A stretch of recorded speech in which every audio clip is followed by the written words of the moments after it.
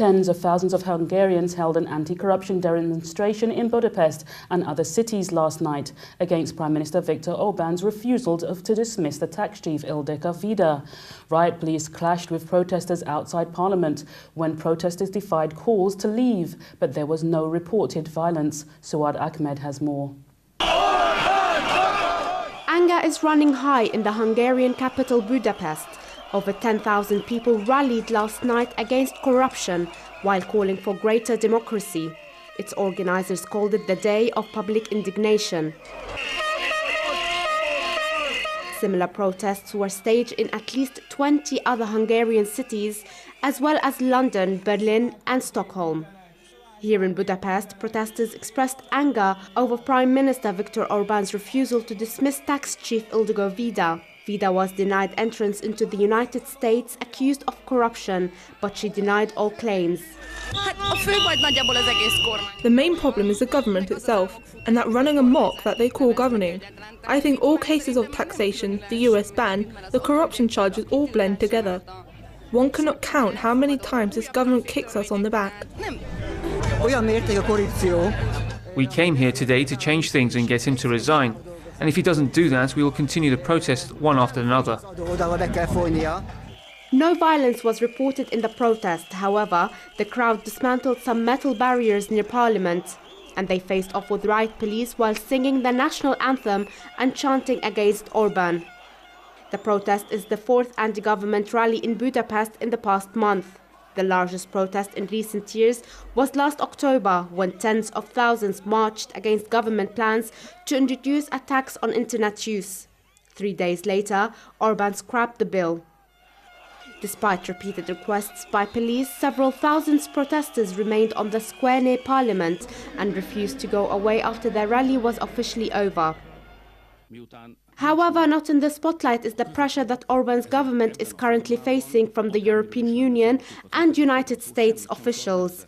This especially came after the Hungarian parliament approved a law to build the South Stream gas pipeline in coordination with Russia's energy company Gazprom, without the approval of the European Union. Furthermore, the populist economic policies that Orbán adopted against the largely foreign-owned banks and energy companies also triggered an angry response from the West. And it seems that this anger is now passed on to these protesters. The wait is now to see how the Hungarian government will react to both the internal and external frustrations. Joining us via Skype from Poland is political analyst Moteusz Piskorski. Moteusz, thank you very much for joining us. Now, this is the fourth rally in a month. Should we be concerned? Well, Hungary is a very specific country when it comes to its foreign policy, and I think that the problems of the government of Viktor Orbán are somehow connected to the choice he has made in his foreign policy.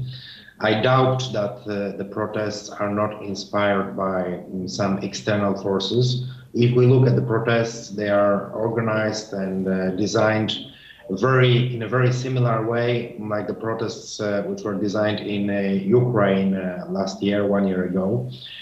So some let's say elements and technologies used for organizing those protests are quite similar to the technology of Gina Sharp, of an American theoretician of color revolutions. And I guess that it's a kind of a warning for Prime Minister Viktor Orbán and his political circles, a warning made by United States and perhaps also by some players in Brussels, a warning for him because he tried to follow quite an independent line when it comes in the foreign policy of the external policy of Hungary, actually. Now, these protests have come at the same time when the EU and US officials are placing a lot of pressure on Hungary for its position towards Russia. So do you think there is a link between them? Of course, definitely.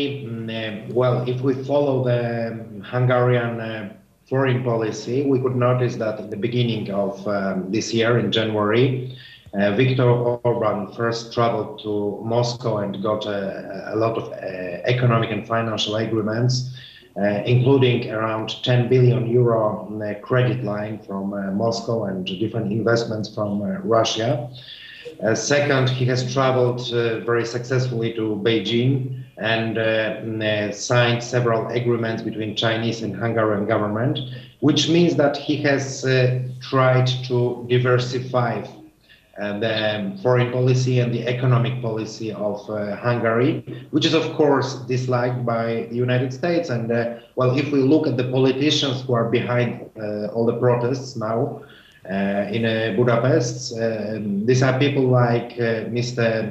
Gabor Vago, who is a member of parliament and a member of the Green Party, of the party which is called Politics Can Be Different, a party which is quite pro-US, and even some of the protesters are voicing their protest not only against the new internet tax or other internal issues, but they are talking also about the foreign policy, which means that the protests are based on the anti-Russian stance and on the idea that Moteusz Piskorski, pro-Russian line of the I'm sorry to cut you there, Moteusz. I'm afraid that's all that we have time for. Moteusz Piskorski, a political analyst, thank you very much for joining us.